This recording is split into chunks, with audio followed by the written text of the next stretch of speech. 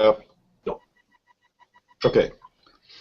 Hello, folks. Well, it took about a minute to get started. I don't know what the holdup was, but the internet is in its infancy. I'm sure when we look back in 50 years, if we're alive, which we probably won't be, but if we are, we'll say, remember back in the 2000s how bad the internet was?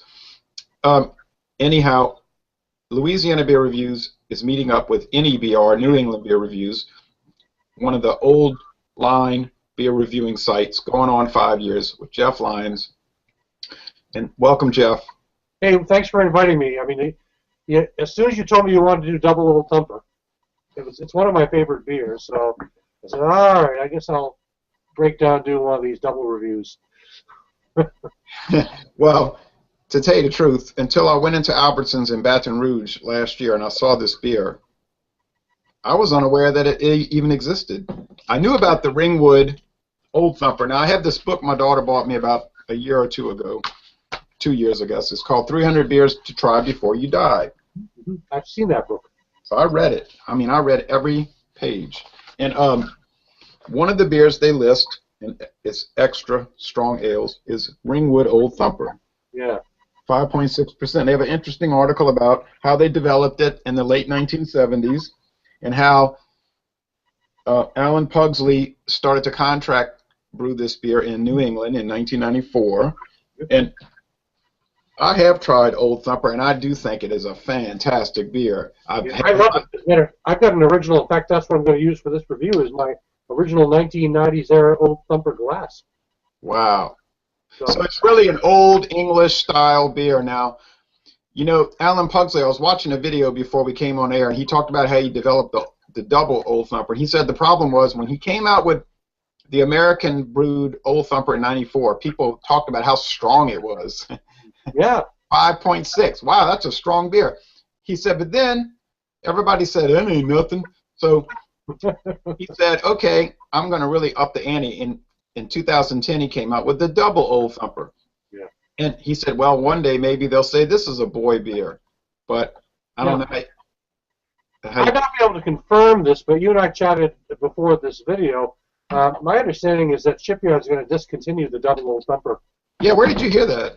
I heard it. I haven't heard it directly from Shipyard. I heard it from a beer seller, a beer store I routinely go to. He's very up on the current trends and the most popular beers and so on. He's the one who told me that Double Old Thumper might be discontinued. But again, I've not been able to confirm it with Shipyard. And as a matter of fact, that's when you asked me. You said you picked one of these up, and it took me a little while to find one because it's kind of comes and goes. So it took me a week or two, and I finally found this one. So yeah.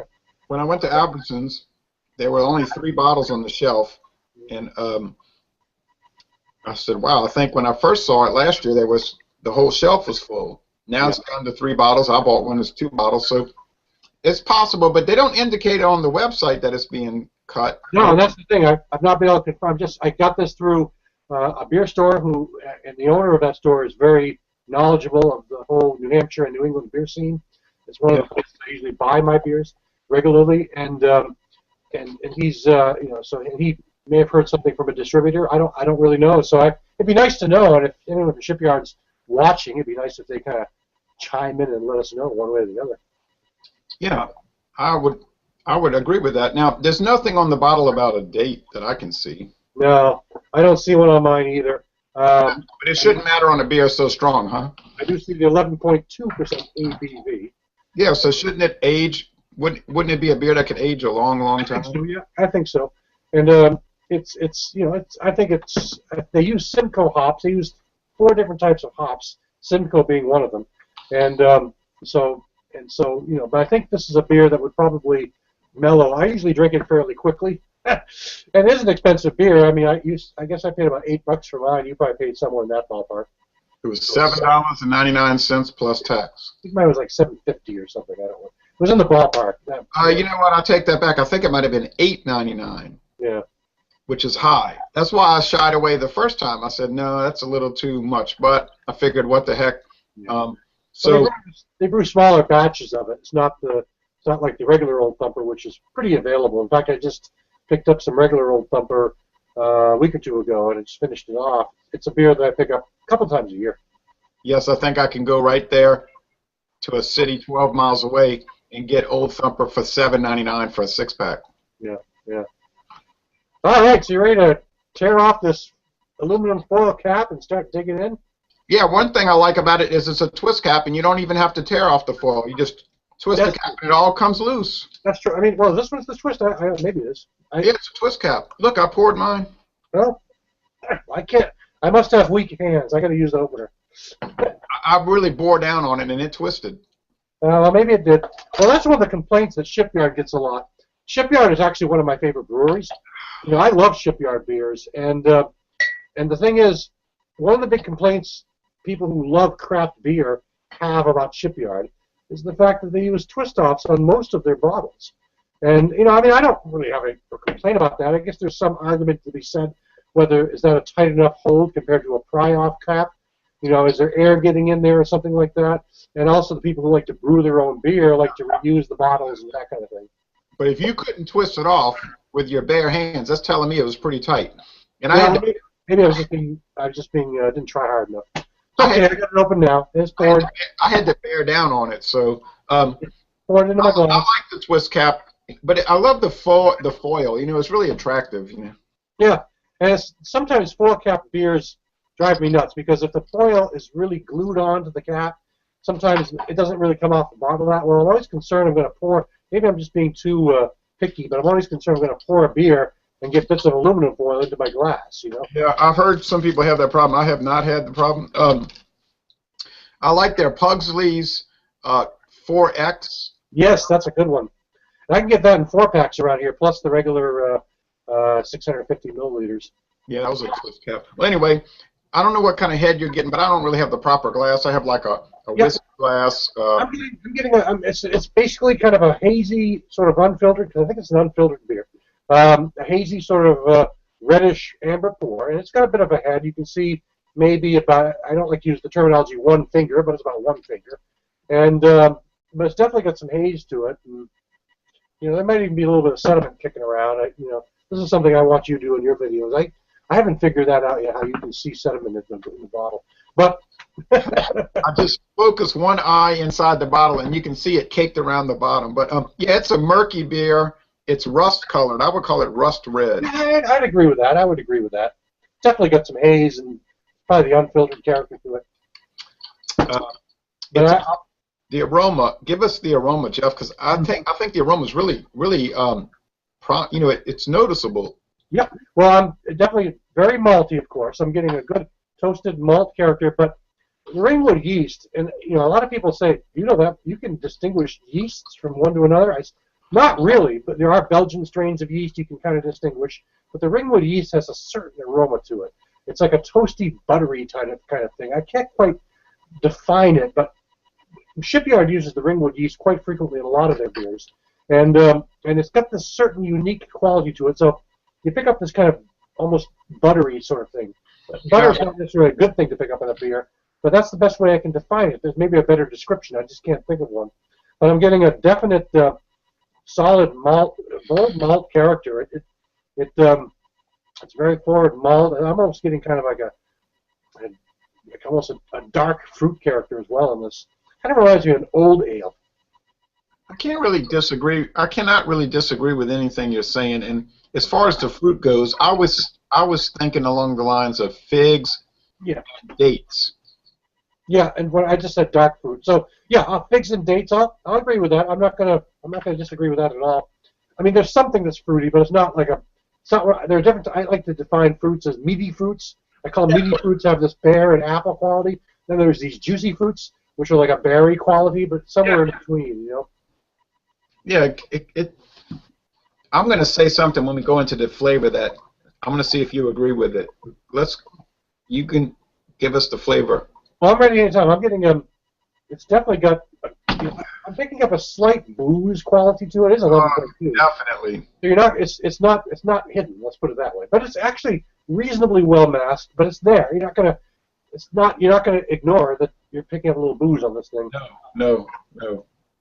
But there's definitely a malt character going on. I'm picking up Again, I'm getting sort of a fruit sort of. It's kind of a cellar type feel. It's like it reminds me of something coming out of a dusty old cellar or something like that. You know, it's kind of. Well, that's one thing. Yeah, that's one thing I agree with. It's like some of these beers, these ales that I drink that are from England, like Abbott Ale or John Smith's Ale, they're much lower alcohol than this. Okay, but I pick up that cellar mold. Yeah. But it's something that's from the hops or something. I don't know. Well, they use 4 different types of hops. Simcoe's one of them. I forget what the other 3 are. They use 2 types of malts in this one, I believe. I think they use, and I'm sure it's an English strain of some kind, English strain of malt. Ale yeast. I wrote some notes. 2-row British Pale Ale. Yeah. Crystal barley malt and chocolate barley malt. The hops are Challenger, Progress, Simcoe, and Goldings. I'm not really picking a real chocolate character, though. Well, maybe you are, but I'm not. Not really. Well, I'm definitely getting there. I pick up more caramel than chocolate. Yeah, me too. And this definitely cleans out your sinuses. Jay was telling me before we were on the air that he'd been drinking a few beers today, and this one is going to kind of put him over the edge. So we can watch Jay get drunk while we're doing this thing here, right, Jay? Well, yeah, because the problem was this morning I did a video, and I'm going to upload it tomorrow, but I did a review for you get any kind of feedback? No, I'm not picking up too much. Lagunitas IPA. Yep. I did that at 10 o'clock, 11 o'clock your time, and that was pretty good. Not up to this level, but and then I didn't hear from you because I knew you were out doing some shopping or whatever. So then I said, well, I'm watching the football game. Let me drink just a regular old standby beer that I have in the refrigerator, which was natural ice, which is pretty strong, right? 5.9. So I'm drinking that, and then Jeff calls me up. Let's do this. I said, oh, Lord. So I still have the rest of that can in the fridge, and then I knew if I start drinking this. I had a problem, you know. I drank the Double Bastard from... Oh, yeah.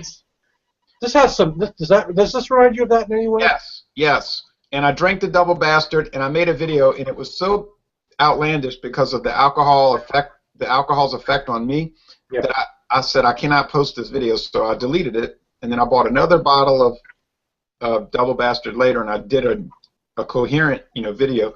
But another beer that's really strong like this that got me in a situation was I don't know if you ever heard of Coney Island's barrel-aged human blockhead.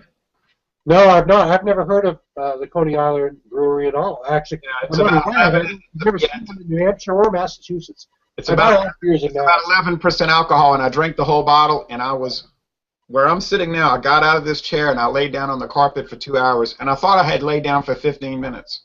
Yep. No, I don't think I've seen any Coney Island beers around here. I do. Massachusetts, I travel up to, I live about 40 minutes from the Massachusetts border, and Massachusetts has a lot of beers that I can't get in New Hampshire. So I travel down to a couple of stores I prefer down there, pick up some interesting beers that you just can't get here. I don't, but usually it's strange that you don't get Coney Island because it's made by Schmaltz, and Schmaltz does the Hebrew Jubilation and the. I don't get Hebrew in New Hampshire either. Same. Well, that's really strange. That's the same company. Schmaltz and Coney Island is the same company. But anyway, this beer, like you said, is similar to the Double Bastard. Yeah. It definitely has some punch. I mean, the booze is there. I'm picking up a good alcohol bite. And this is not barrel-aged or anything like the one you were just talking about. No. It's just that's what I'm thinking is. I'm pretty sure it's not, but it's just the booze. This is definitely a beer that would probably cellar well. I expect you could put this away for 6 to 8 months and try it again, next summer sometime and enjoy it. Yes, and Jeff, I might go to Albertsons and buy another bottle just because you got me spooked when you said it was being discontinued. But I'm telling you right now, I'm looking at the bottom of this bottle, and it looks like black coffee resin caked at the bottom of this bottle. Man, your eyes are amazing. Mine are bad. You can see I wear glasses, but you don't wear glasses. I do. I wear them to read. I wear them to drive. Here you go. Here I am with glasses on. There you go. These are my reading glasses. These are my reading glasses.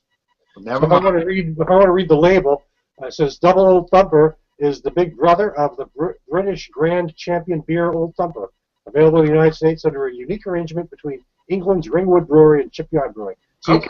to read that, I have to put my glasses on. Oh, and I'm the opposite. I have to take mine off. But you know, so when I get down to the bottom of this bottle, and I think that's going to be about 3 hours from now. I'm not going to do this all in one because I don't want to. I have to go walking later, and I don't want to fall, but and hurt myself. But I'm going to shake that bottle real aggressively. I'm going to loosen up all that sediment, and I'm going to pour it in, and I think it's going to really cloud it up, and I think it's going to add some richness to the beer. I'll tell you what. I mean, this reminds me of Old Foghorn. It reminds me of Old Foghorn more than Bigfoot. Bigfoot to me is a lot hoppier in an IPA sense. Yep. But the Old Foghorn is like this beer. It's more like a traditional English barley wine thing. I actually reviewed this on my page in February of 2011, so this is kind of a revisit for me to some extent. Yeah, I put that on my watch later list. I mean, it's February of 2011, back when I still weighed about 30 pounds more than I do now. You can tell in that video. 30 pounds. 30 pounds. About 30 pounds lighter than I was 18 months ago. Lighter? Lighter, yeah. I walk a lot. I still drink my beer, but I do walk, and I watch what my portions control on what I eat. And so I've lost about close to 30 pounds, about 27 or so pounds, since March or so of 13. That's interesting. I lost 30 pounds.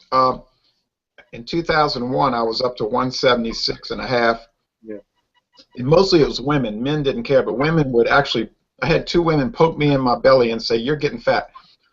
I said, "Well, I'm not going through this." So I went on a diet, which I invented, and I lost 30 pounds. So I went from 176 to around 145 now.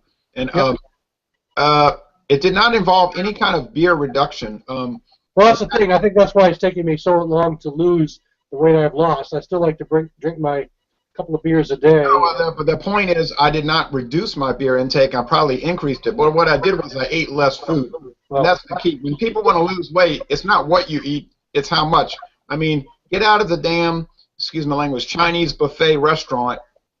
You don't need to eat that much food all the time. And people eat enormous amounts of food and then wonder why they're chubby. I mean, well, I've got my slow cookers going with a little pork shoulder, ham shoulder right now, with some brown sugar and some pineapple slices. I'm looking forward to trying that a couple hours from now.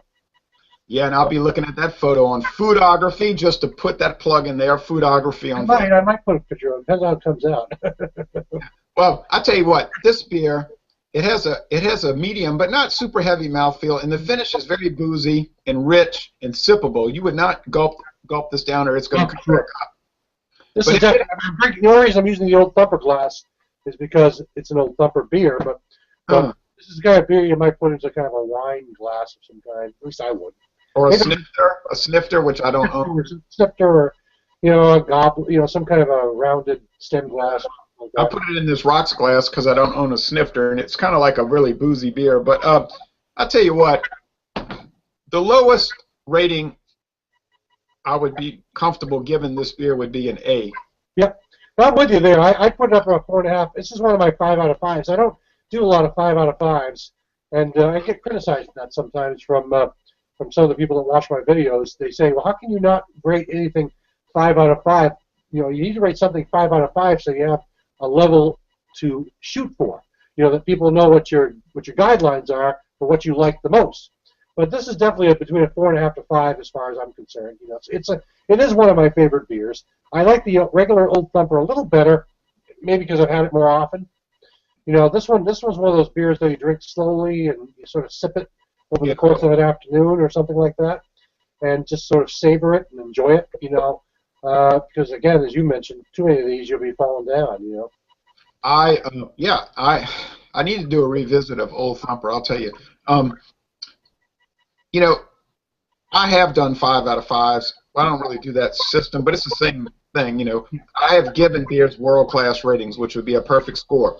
West Latron 12 was one of them, and there might be 5 others. But this beer here, I mean, yeah, I'm sure we could sit here for a little while longer and say, wow, this is wrong with it, and it could be more of this, and it could have this character more of, whatever. But you've watched enough of my reviews, and I've watched so many of yours. I'm not one to just nitpick a beer apart. And Yeah. I don't go into a review looking to find fault, and I really don't see anything wrong with it.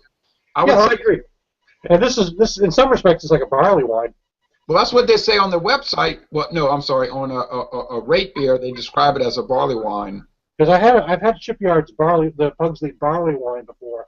It is quite good. It's very similar. And as a matter of fact, I've got one in the cellar right now, which is I actually had one when my power was on Thanksgiving night. 5 years old. Shipyard Pugsley barley wine from 2009, and I was planning on opening it Thanksgiving Day to celebrate 5 years. Even though I celebrated in the dark next to my wood stove with a flashlight, but hey, yeah. We lost power during the hurricanes, but at least it was warm, So we just had to sit in the house and suffer from the heat. But I think it would be worse in the cold. I don't know. But but I have a wood stove. It does make. They've got shelters set up down the street from me at one of the local elementary schools for people who don't have any heat or anything, where they've set up cots and whatnot. I think a lot of the town may be back, but there's still people that are without power. Something like 200,000 people or customers lost power in that. Well, anyway, we're off topic here. That's okay. One thing I noticed with these barley wine style ales, and this maybe it's not you, but I pick up like a metallic hop. Yeah. When I sip it, it's like a metallic. I mean, I know that's not correct, and I'm misapprehending it. You know what I mean? But I picked that up. I don't know. It's probably a flaw. I'm not trained. I'm not trained. There's a weird sort of. I mean, with barley wines, I used to not like barley wines. I thought they were too strong. But in the last 3 or 4 years, I've really looked forward to trying barley wines more and more. And although I do like I prefer letting them sit for a few months. But I really have started liking barley wines more and more. And maybe my palate's changing or whatever. But you're right. There is a unique kind of sweetness. That just sort of. I hate to use the word butter because butter is, when you use butter to define a beer, it's actually considered a bad thing. Right. But I don't think I think it's not a bad thing in this case, and because we're talking about a beer that is so rich. I mean, it's way richer than a normal thing. And I'll tell you this: I'm feeling it in the top of my head, like around my eyes. It's like, woo. This thing. If somebody asked me what would be a good barley wine style ale, I would say check out the Double Thumper. But I only know of one store in the whole state of Louisiana that sells it really, truly. I only know that one store, which was conveniently, literally next to the interstate highway, so it was easy off and on. Yeah, well, as I said, I had to look a little bit for this, so it'd be interesting to know if this rumor is true that they may be discontinuing it. And if they're not, that's great. But I mean, maybe because they're trying to focus more on the barley wine they already put out. They put out a Shipyard puts out a barley wine every year, and it's very similar. And, I'd like to try that, but I bet you that barley wine that they put out is not made with that ringwood yeast like this Double Thumper, right? Not sure. I know Shipyard uses ringwood yeast quite frequently. Oh, yeah, that's right. That's sort of like a lot of their beers. It's one of their standbys. It's kind of like the house yeast. Not for all of them, but they do use it more than other yeasts. So that's right. I'm not sure if they put it in the barley wine. I don't want to say yes or no one way or another. Not really looking into it further. Well, as you know, Shipyard is a very controversial company. People rip on that company I mean, almost as bad as they rip on an Anheuser-Busch, But I read all these people say, Shipyard, oh, hell, Shipyard. You know what the most popular Shipyard beer in Louisiana is? I bet you'll know that. I don't know. Would it be their export? No. How about their Bluefin? No. I don't know. What's their most popular one? Pumpkinhead. Oh, that makes sense. That makes sense. I should have guessed that one. It's funny. Pumpkinhead in the last 3 or 4 years is a pretty big deal around here. Big displays at the stores, at the liquor store. You gotta try their smash pumpkin sometime. You want a good pumpkin ale? Go for that one. That's a good one. They sell it in 4-packs plus the 650s, and or the bombers, and I think you might like that smash pumpkin. It's a boozier version of the Pumpkinhead, a much boozier version. I think it's like 10 or 11% or something like that. 9 or 10% ABV or something in that ballpark. And I've also seen their Melon Head. Yes. Uh, Another Shipyard brand that's fairly popular down here is their Sea Dog. Yes, that's out of Portland, Maine. I've been to the Sea Dog, one of the Sea Dog restaurants, and it's I've had some beer there. Sea Dog, I can find that pretty easily. Sea Dog specializes in fruit beers. You'll see a lot of their apricot beers, and they've got a raspberry one. I think they've got a strawberry one, a blueberry one. Sea Dog. Blueberry's big here. Yeah, And Sea Dog likes to really push those fruit flavored beers. yeah, like Leinenkugels. And I don't know if you're aware that there's another Sea Dog line of beers that they do with Trader Joe's stores, and it's called Yes. KBS. Yes, that's actually Kennebunk Brewing, the Kennebunkport Brewing Company, which is actually there's a restaurant in Kennebunkport, Maine, or Kennebunk, Maine, called Federal Jack's, which is a brew pub, and they serve all Shipyard and Sea Dog ales and Kennebunk beers. And Kennebunkport Brewing does have its own line of beers, the KBS, and I know that they're under contract to the Trader Joe's stuff. Yeah, that is true. And there's a Trader Joe's in Baton Rouge, Louisiana, and they sell a whole line of KBS beers, Kennebunkport, or KBC. I'm sorry, KB. Yeah, Kennebunk Brewing Company. I forget what it stands for, but you're right. It's Kennebunkport Brewing. Kennebunkport Brewing Company, KBC. Yeah, yeah. And I tried a lot of them. They were pretty good. Yeah, oh yeah, their beers aren't bad. Kennebunkport of the Shipyard line is I don't like them quite as much as the regular Shipyard and their Sea Dog lines. Kennebunk's probably third on my list of their three main beers. Yeah. But they're great at the pub. You go to the Federal Jack's restaurant. It's a real nice place to go get a nice dinner and stuff and enjoy a series of beers and whatnot. Yeah. Well, let me say this: Old Double Thumper Ale. There's only 4 that I could find. 4 video reviews for this beer on the internet, and NEBR is one of them. Yep. So I'm looking forward to watching those. Once I get through all of these Lagunitas IPA video reviews, and there's an incredible amount. But Lagunitas IPA, it was okay. I'll bring this up real fast. We have a little bit of time. I don't know how you feel about this, but I have been very depressed about India Pale Ales the last 2 years. I have drank so many India Pale Ales the last 2 years, and they all taste the same, and they all taste like grapefruit and even pineapple. And I say to myself, I could go open a can of Dole crushed pineapple, and I would take the same thing. And it's really got me upset. I don't know what's going on, but there's something wrong. I started drinking IPAs back in 1996, and I don't recall that sort of flavor profile being in play. Everyone's trying to imitate the Sierra Nevada stuff, the Pliny the Elder, the Heady Toppers.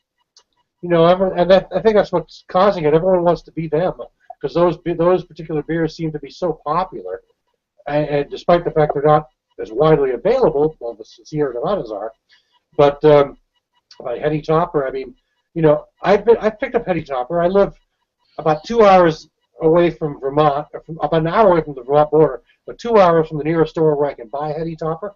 I picked up a 4-pack of it. I like it. It's a pretty decent beer, but I think I don't quite get the accolades that are being poured upon this. I'm probably going to get criticized for this comment. It's a very good beer. It's a good grapefruity, powerful beer, but to me it's very similar to a lot of the Sierra Nevada stuff, and even the Smutty Nose IPA they put out is they're very similar. I like it, and I'm not going to criticize it. I don't think I don't see why it's. I think it's the fact that it's so difficult to come by that makes it much more interesting to people. Yeah. Well, I call them insipid IPAs. Yeah. To me, this beer beats them bad. There's no competition. I can name all these insipid IPAs that I've had the last 2 years. I could just name them off the top of my head. But I mean, no use going through all that. But I mean, it just seems like in the old days it was better. And if these people are imitating Pliny the Elder and Heady Topper, I hope they're doing a bad job, because I don't want to I don't want to one day stumble across those two, uh, what you call them, Moby Dick beers that you can't find. Yeah. Be disappointed because I have, and don't even get me started on these session IPAs, which I really have great animosity towards. I don't know. I just The thing about IPAs is that people, you and I have been drinking craft beer for many years. yeah, almost 20 years for me. Yeah, I started in '86. So, and you know, so we're used to it.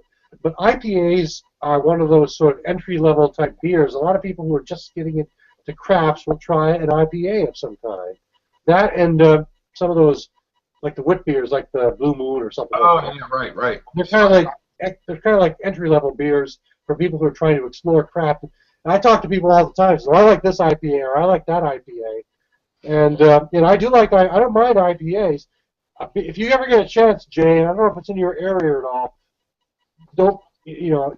I think you can relate to this more than some people can. But I'll tell you, if you can get yourself on your hands on the Ballantine IPA that just was reissued this year, based on the original 19th century recipe, I think you will like that one quite a lot. I think you'll probably even send me a note that says, you know, Jeff, I like this one quite a lot. Yeah, you know, I don't think Ballantine IPA has been. I don't think Ballantine beers have been sold in Louisiana since around 1976. I hate to say that. But I do go to New York. I drive to New York sometimes, believe it or not. Yeah. And I do find the Ballantine's ale, you know, the regular cream ale, and it's very good. And I would like to try the IPA. I think you'd like it, you know, and I get exactly where you're coming from on these super grapefruity IPAs that you're talking about, the ones that taste like pineapple and that are so bitter that you have to pucker up when you drink them. But I think this Ballantine you would probably like because it's very well balanced, but the hops are there to really sort of balance it all off, just to add a little extra character. And most people I've spoken to who have tried that one are fairly impressed. You know. Yeah, well, you talk about getting in trouble about bringing up subjects. I drank the Bass IPA. Yes. Bass, yes, I have had that. Which is very rare around here, but I did find it in one store. I'll tell you what, right now, I'll say this live on the internet. The Bass IPA, made by InBev,